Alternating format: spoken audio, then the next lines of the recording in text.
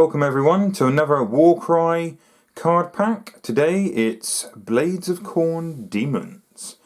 So I picked up this pack purely because I have lots of Khorne Demons. Keep meaning to play AOS, and what's a good gateway to get into AOS is if you have these cards and make up a small band. So I already have the models, so why not buy the cards? So the cards are relatively inexpensive. I think they're about £5. £5 to £10, depends where you get them from. And it's brilliant. If you already have the models, or you only want to buy a few models, rather than having a full-blown game of AOS, why not try a bit of Warcry? Hell, it even rhymes.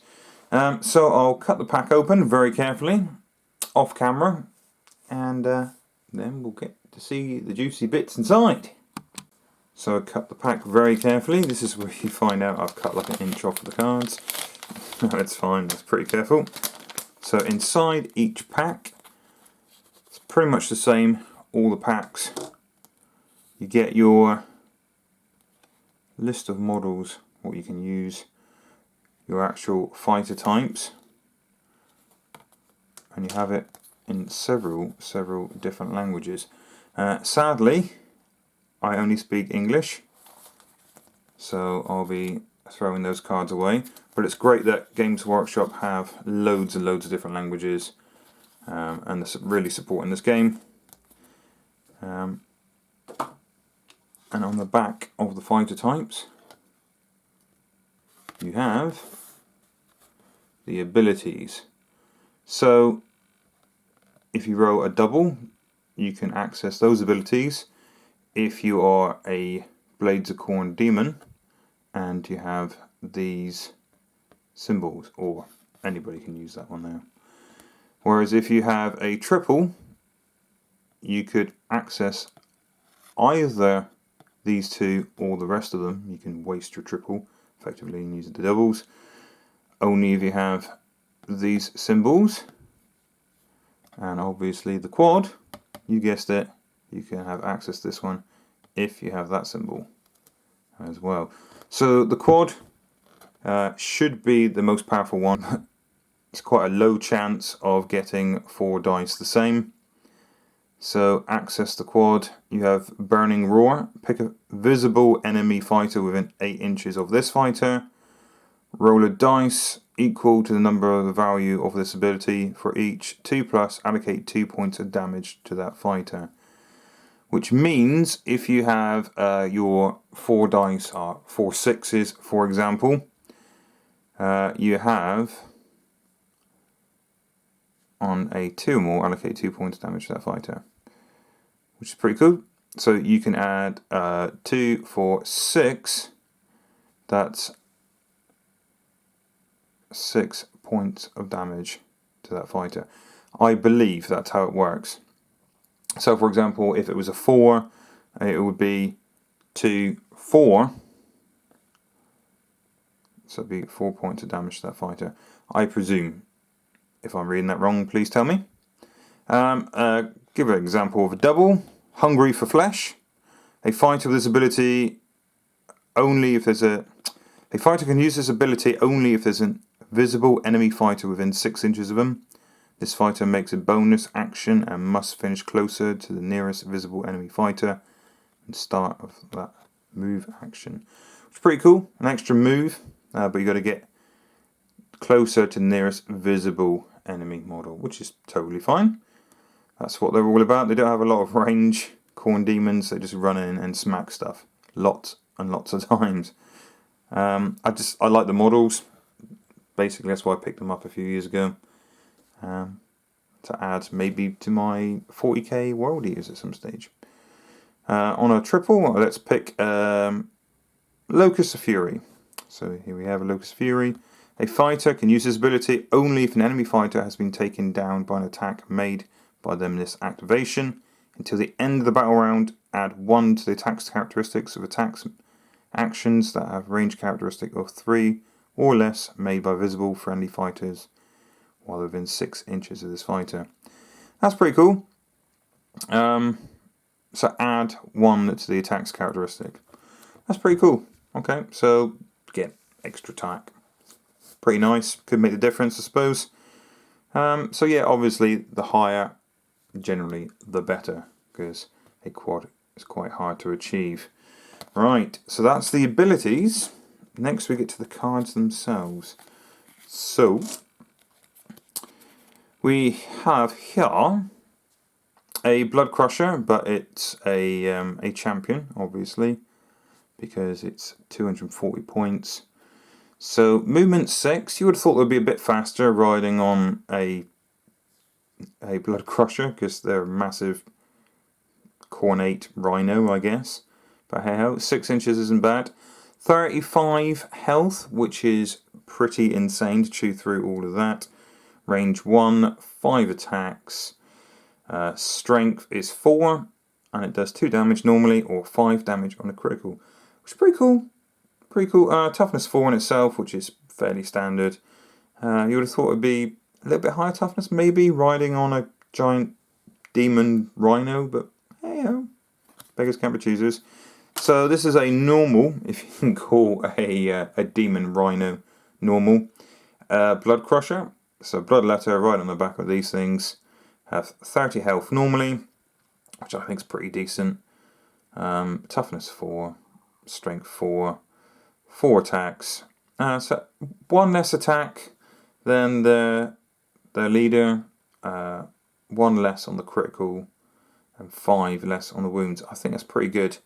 It's fairly expensive though. Can't get too many of those in your 1,000-point games. But it'd be pretty cool seeing them run across the board, wouldn't it? Good old Flesh Hounds. I have to admit, I don't have any Flesh Hounds, but I am tempted to pick some up because the new models look so cool. Years ago, I did have the old Metal Flesh Hounds. They looked horrible. They really did. And I'm talking years old. You know, probably older than myself. 21. Yes, I know. Hard paper round. But no, speed 8 is wicked. Speed 8 is great, especially in those situations that you have to run across the other side of the board. I think that's fantastic. I was very surprised. I know this is like the Flesh Hound leader, I guess, because it has 30 wounds and it is 240 points. I probably wouldn't go for this particular one in the game, because I do think this one is probably just as good for 170 points. Speed 8, which is fantastic. Range 1, fair enough. 4 attacks, it's pretty damn good. 4 strength, 4 toughness, 20 wounds. So I mean, if you look at it in comparison to this one here, is 15 points more. What do you get for 15 more points? You get 10 extra wounds, because the rest of the profile is the same. Is it worth it? Not sure, because this extra speed is wicked. So I would use this kind of card to pick off stragglers and things like that, because I do think 4 attacks, strength 4. It's fairly standard strength 4, I know, but I just think the models look pretty cool in themselves. Good old blood letters. So you've got the hero blood letter here. 20 wounds, fairly standard for a leader. 150 points isn't that expensive for a leader, I suppose. 5 attacks, because obviously he should be slightly better than the average grunts, which are here. I was quite surprised how these are only strength 3. I was expecting strength 4, but I understand why they did it, because the strength 4 on the back of a Blood Crusher, it should be strength 5 on the back of a Blood Crusher, really. But 3s normally. 1 damage each, granted, but if you get that critical, 4 damage on a lowly minion, it's pretty cool. I do like that. I don't know why they're so slow. It's not like they're armor plated or anything. They're only toughness 3, but 70 points, can't grumble. If you went all blood letters in a 1,000-point game, that's quite a lot of blood letters. I think it's pretty cool. I just think they're nice models. Nice to paint up, fairly basic reds, and then dry brush up. You don't need to be fantastic at painting them. Different colour for the horns. You can even do a flaming blade if you want to be a bit fancy. But these are great models to paint up, fairly easy to assemble, and yeah, I think they're going to be a lot of fun.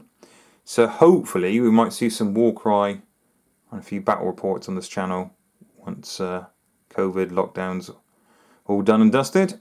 And it'd be interesting to see if I had a whole Bloodletter army on Warcry, how they perform. Like I said, I was quite surprised at Speed 4, because it's not like they're armor plated, you know. They're not carrying any armor at all, just a hoof and great sword. I was expecting at least Speed 5. But they do have ways of getting a little bit quicker up the table, which is nice. Yeah, and I think, you know, you could pick up a load of Bloodletters on eBay, relatively cheap, and you have yourself a nice Warcry army. Wouldn't cost very much at all, let's say £5 for the cards, maybe a tenner on the models. There you go, you got a fairly cheap Warcry gang. So as long as you know someone's got the main game, it is a fantastic game to play, because it's got to be quite specific on the terrain, so you can't just use any old terrain, not at the moment anyway. And it's always nice to have the rules as well, isn't it?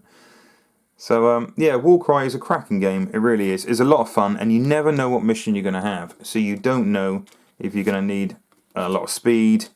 Sometimes you just need to just get on the other side of the table. Other times you might need to hold an objective in the centre of the table. But yeah, really do rate it. It is a fantastic game, and it's a damn good laugh. Like I said, it's never the same thing twice. And with the twist cards and things like that, you could have weather that hinders movement, hinders shooting, not that these guys have any shooting at all, or take damage if they keep still, things like that. It's never the same game twice. You have several different cards you can choose from, different missions, different deployments. You never know what's going to happen with the twist cards. It is a real fun game, and not to be taken seriously. It is a great laugh. And most importantly, you can rip for a game in about 20 minutes to maybe an hour, especially if you're, like me, indecisive. At club night or at a friend's house, you can probably get 4 or 5 games in a night. It really is quite a quick game, and a damn good laugh. Okay guys, well that was the Blades of Khorne Demons. Thank you very much for watching. Please hit that like button, and check out the affiliation link below. Okay, hobby safe everyone. See you in the next video.